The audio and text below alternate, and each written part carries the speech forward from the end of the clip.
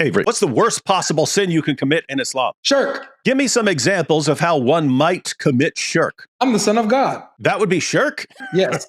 So if you say you're the son of God, that would be shirk. Yes. Okay, so if Jesus is doing this over and over and over again, like a beating drum, not only claiming it, but encouraging other people to believe it and treat him as such, is he committing the worst possible sin in Islam? Of all time, yes. Are devout Muslim prophets supposed to be committing the worst possible unforgivable sin over and over and over again every time they talk to people? Absolutely not, but Allahu Alam. This is what we're dealing with, ladies and gentlemen. We believe the Quran is the direct revelation of God, and it preaches, of course, Tawheed, pure monotheism. Therefore, if we find segments of pure monotheism within John, fantastic, we say this aligns with our worldview. Should we enlighten our friend real quick? If we were to go to the Quran, does it say that our Bible is not preserved, that the Quran is the only book, the only holy book that's preserved? Is that what the Quran teaches? Or do we find that the Quran relies on our books in order to prove its authenticity? If your Quran that you rely on actually affirms our book, and then you say our book's been corrupted, what are you saying? You can't believe your book. If it's affirming a book which you say is corrupt, you got problems here. Surah 5, verse 43. So Allah is speaking to Muhammad here. And how do they make you a judge? And they have the Torah, wherein is Allah's judgment. Yet they turn back after that, and these are not the believers. Wait, so they have the Torah in Muhammad's time? Uh-huh.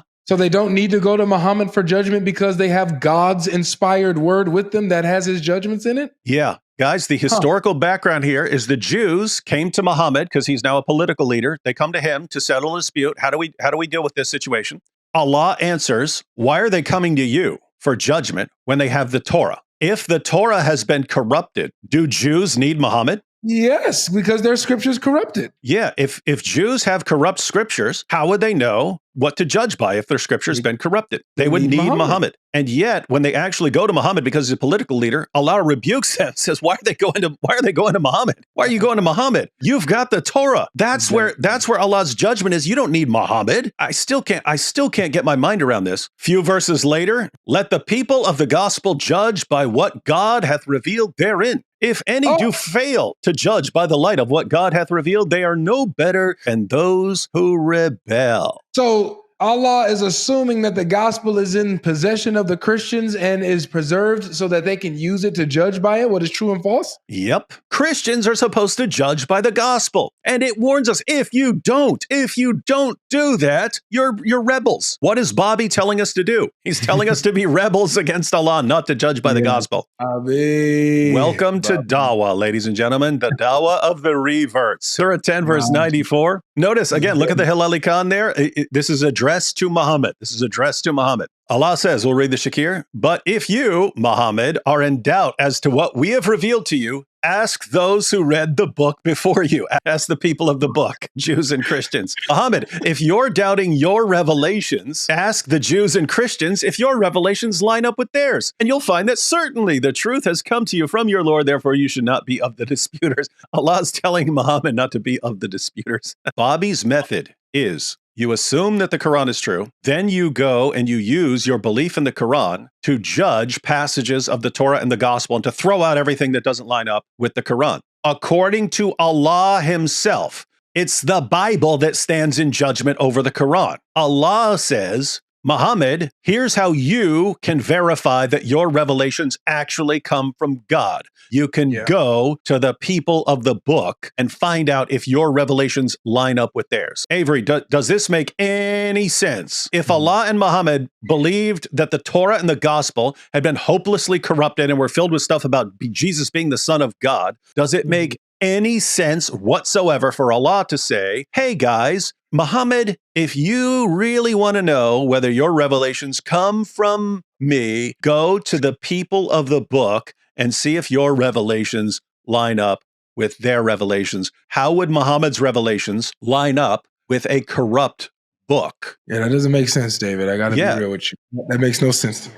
does not make even the slightest bit of sense. And this is just Islamic apologetics, ladies and gentlemen. Bobby, it's clear he hasn't read a single one of those verses ever. I mean, even if they did, they just ignore it. Allah's the worst communicator, as you say, David. Yeah, he would have to be. And that's what's absolutely amazing. If you want to say, no, what Allah really meant when he said no one can change his words is that almost anyone can change his words. Okay. If what Allah means to say when he tells us that we have no ground to stand upon unless we stand upon the Torah and the Gospel, the revelation that has come to us, if what he really means is our scriptures have been corrupted, we need to learn the Quran and then go find the parts of verses that line up with Islam and go with those. If that's what he means, then he is the absolute worst communicator in all of history. Why is Bobby so much clearer than Allah? Bobby is good at saying what Allah really means when it completely contradicts what Allah actually says. When I ask Muslims where the Quran says the Bible's been corrupted, 98% of the time they go to 279. Woe to those who write the book with their own hands and then say this is from God,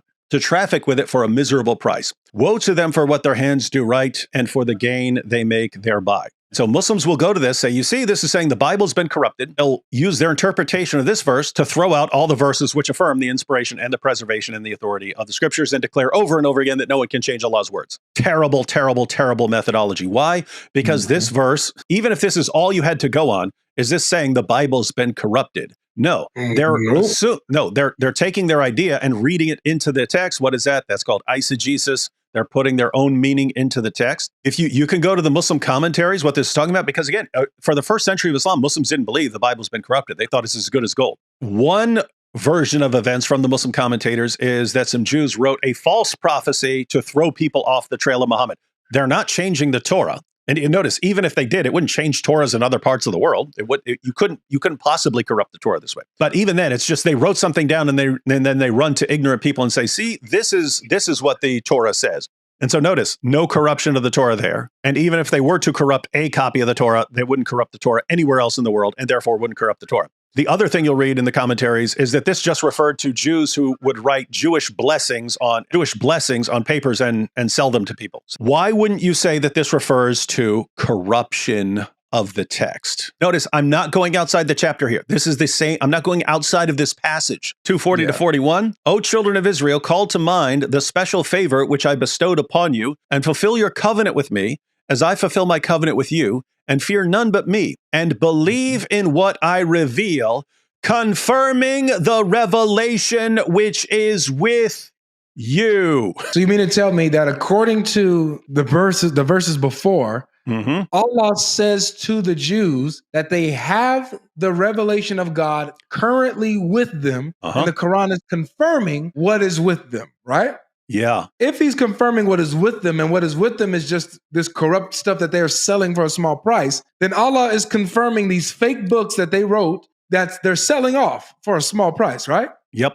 I'm going to give Allah the benefit of the doubt. I don't think that's what he meant. You could point this out to Bobby 1,000 times. He would not get it. Because to understand the point is to become an apostate. Read verse 85 and tell us how you're not an apostate. It is you, the same people talking to the Jews, who slay among yourselves and banish a party of you from their homes, assist their enemies against them in guilt and rancor, and if they come to you as captives, you ransom them, though it was not lawful for you to banish them. So it's condemning. It was not lawful for you, according to the Torah, according to the revelation that Allah is affirming, it was not lawful for you to do so.